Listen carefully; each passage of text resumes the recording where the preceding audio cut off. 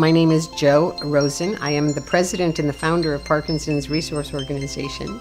We were founded in 1990 when we were incorporated, and our job, our mission is to work so that no one is isolated because of Parkinson's disease. We are a social model. We are not a medical or research model.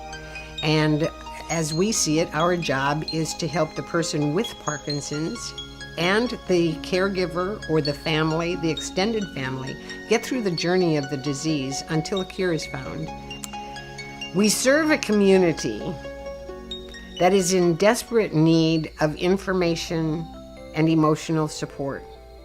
We are there so that no one falls through the cracks, so that everyone has a voice, everyone needs to be heard, and everyone needs to know that they're cared for and cared about.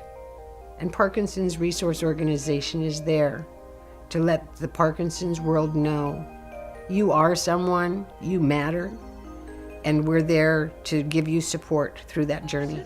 My husband, late husband, had Parkinson's for 18 years. My mother was diagnosed with Parkinson's in 1984, died in 1992. I've lived this. I lived this twice in my life, and I've lived it thousands of times over because of the work that I've done since 1990.